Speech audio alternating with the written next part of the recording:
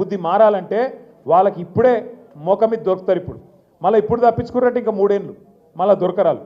ఇప్పుడు గట్టిగా గుద్దితే ప్రతి మండలం బొమ్మరాజపేట కావచ్చు, కోస్గి కావచ్చు, దౌలతాబాద్ కావచ్చు, దుద్యాల కావచ్చు, కొడంగల్ కావచ్చు, మద్దూరు కావచ్చు, మీరిగిన గట్టిగా గుద్దితే సౌండ్ ఢిల్లీలో వస్తుంది.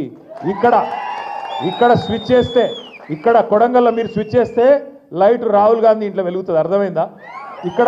ఇక్కడ బంద్ అయితే అక్కడ బంద్ అవుతుంది, ఇక్కడ లైట్ బంద్ అయితే అక్కడ బంద్ అవుతుంది. అడగరా ఏం రాబాయ్, నువ్వు సొంత కాన్స్టిట్యున్సీలనే గెలిచేటట్టు లేవు, నువ్వు రాష్ట్రం ఏం గెలుస్తావు, ఏం నడుపుతావు, ఇక పైసలు మాదేస్తున్నావు కానీ మిగతా ఏం లేవు, ప్రజలలో మొత్తం కథం అయిపోయినావు అని చెప్పి వాళ్ళే బంద్ పెట్టే కథ వస్తుంది.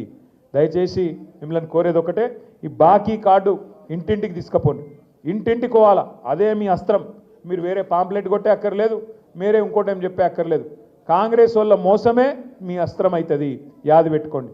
ఎంత దుర్మార్గుడు రేవంత్ రెడ్డి అంటే మీకు ఒక్క ఉదాహరణ చెప్తే దాంతో మీకు అర్థమవుతుంది.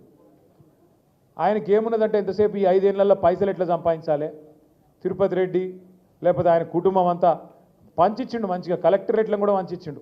ఒకడు సంగారెడ్డి కలెక్టరేటు, ఒకడు రంగారెడ్డి, ఒకడు వికారాబాదు, ఇంకోడు మేడ్చలు.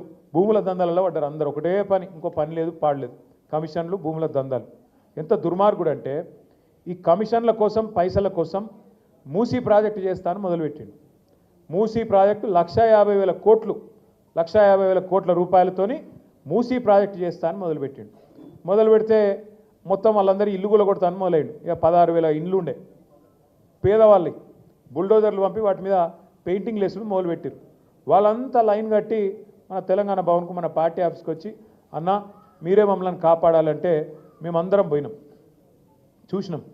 చూసి ఏం చెప్పినామంటే రేవంత్ రెడ్డికి, కేసీఆర్ ప్రభుత్వం ఉన్నప్పుడు 16,000 కోట్లల్లో మూసీ ప్రాజెక్టు చేస్తామని చెప్పి మొత్తం రిపోర్ట్ తయారు చేసినాము. నీకు 10 రెట్లు ఎట్లా పెంచినావు రేటు? 16,000 కోట్లలో అయిపోయేదానికి 1,50,000 కోట్లు ఎందుకు అవుతుంది నీదు? వీళ్ళందరూ ఇండ్లు కూలగొట్టే అవసరం ఏమున్నది? పక్కకు బందోబస్తుగా గోడ కట్టి వాళ్ళని బచాయించి యువతలకెళ్ళి చేయొచ్చు ప్రాజెక్టు. అట్లనే మేము తయారు చేసినాం, నువ్వు కూడా అట్లే చేయి, తక్కువ ఖర్చులా అయిపోతుంది.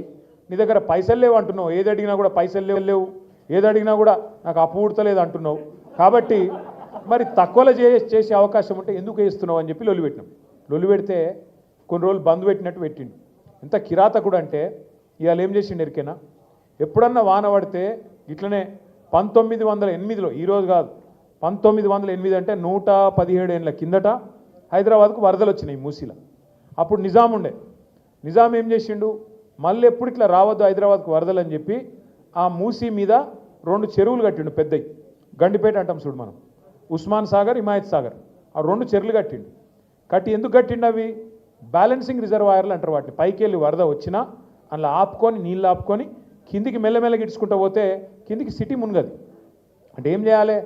వాతావరణ శాఖ కూడా చెప్తాడు, వచ్చే వారం పెద్ద వర్షం, రేపు ఎల్లుండి పెద్ద వర్షం పడేటట్టు ఉంది అని చెప్తారు. చెప్తే ఏం చేయాలి గవర్నమెంటు? ముందు ఆ చెరువు మొత్తం ఖాళీ చేయాలి, సగమన్నా ఖాళీ చేయాలి. దబ్బన వర్షం పడితే కూడా పైకి వెళ్ళి నీళ్ళు వస్తే కూడా సిటీ మునిగిపోకుండా, కింద పేదోళ్ళకి ఇబ్బంది కాకుండా ఆ చెరువుల నీళ్ళు ఆపుకుంటాం. ఒక్కొక్క గేట్ ఎత్తి కిందికి మెల్లమెల్లగా ఎత్తిమినాన్గా కిందికి నీళ్ళు ఇడిచిపెడతాం. ఎవడైనా చేసేది కదే. అదైనా ప్రభుత్వాలు కూడా అధికారులు చేయాలి. కానీ రేవంత్ రెడ్డి ఎంత కిరాతకుడు అంటే, నిన్న కావాలని తెలుసు ఆయనకు, నిన్న క్లౌడ్ బర్స్ట్ ఉంది, వర్షం పడుతుందని వాతావరణ శాఖ చెప్పింది. చెప్తే కూడా కావాలని మూసీ ప్రాజెక్టు చేయాలంటే ఆడ ఇండ్లు మునగాలి. నేను అనుకున్నట్టు మూసీలో 1,50,000 కోట్లు కొల్లగొట్టాలంటే వీళ్ళని ముంచాలని చెప్పి చెరువు ఖాళీ చేయకుండా కావాలని అట్లనే నింపిపెట్టి ఇవాళ ఎగ్దం ఒకటేసారి 15 గేట్లు ఎత్తిండ్రు. ఎత్తవరకు ఏమైంది? ఇలా ఇమ్లీబాన్ బస్ స్టాండ్ మొత్తం మునిగిపోయింది. మొట్టమొదటిసారి చరిత్రలో ఇమ్లీబాన్ బస్ స్టాండ్కి ఎప్పుడైనా నీళ్ళు వచ్చినాయి? ఇదివరకు మనం పోలేదా? ఇమ్లీబాన్ బస్ స్టాండ్ చూడలేదు ఇదివరకు. ఇవాళ అది కూడా మునిగింది. ఎందుకు? ఒక్కటే కారణం. ఏం చెప్పదలుచుకున్నాడు రేవంత్ రెడ్డి?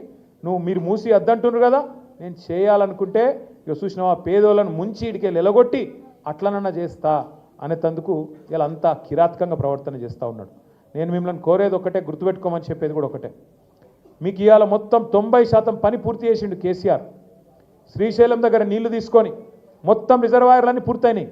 నార్లాపూరు, కరివేనా, అట్లాగే మధ్యలో వట్టెం, పైకి వస్తే ఉద్దండాపూర్, అన్ని రిజర్వాయర్లు పూర్తయినాయి. ఏదుల మధ్యలో వరుసగా 5 రిజర్వాయర్లు పూర్తయినాయి. మొత్తం పంప్ హౌజులు తయారైనాయి. ఒక పంపు కూడా మనం చాలు చేసినాం, నీళ్లు కూడా ఎత్తుడు స్టార్ట్ చేసినాం. ఎట్లయితే గోదావరి మీద కాళేశ్వరం కట్టిండో కేసీఆర్, కృష్ణ మీద కూడా పాలమూరు రంగారెడ్డి ఎత్తిపోతల పథకం శ్రీశైలంలోకి వెళ్ళి నీళ్ళు తీసుకొని ఆడికెళ్ళి కొల్లాపురంకి వెళ్ళి మొదలు పెడితే కొడంగల్ యువతల దాకా మీకు రంగారెడ్డి జిల్లా దాకా నీళ్లు తెచ్చే ప్రాజెక్టు పాలమూరు రంగారెడ్డి ఎత్తిపోతల పథకం. అందులో మీ కొడంగల్ తాలూకాకు నారాయణపేట కొడంగల్ కలిపి 2 లక్షల ఎకరాలకు నీళ్ళు ఇచ్చే సౌలత్ అందులో ఉన్నది. రేవంత్ రెడ్డి ఏం చేసిండు ఎరికేనా? ఇవాళ అది వద్దట 90% పూర్తయిన ప్రాజెక్ట్కేమో వాళ్ళ మామ పేరు పెట్టిండు, జైపాల్ రెడ్డి పేరు పెట్టుకున్నాడు, పేరు మాత్రం పెట్టుకున్నాడు. పెద్ద మనిషి మహేంద్రనాథ్ పేరు ఇంకోళ్ళ పేరు పెట్టినా బాగుండు, తీసుకొచ్చి జైపాల్ రెడ్డి పేరు పెట్టిండు. ఎందుకంటే నీకు పిల్లనిచ్చిన మామ కాబట్టి పేరు పెట్టుకున్నావు, ఓకే. మరి పనులు పూర్తి చేయొద్దా? 10% పనులు పూర్తయితే ఇలా కొడంగల్కి ఈపాటికి నీళ్ళు వస్తుండే. 2 ఏళ్ళు సరిపోలేదా నీకు? మొత్తం పాలమూరు జిల్లా 90%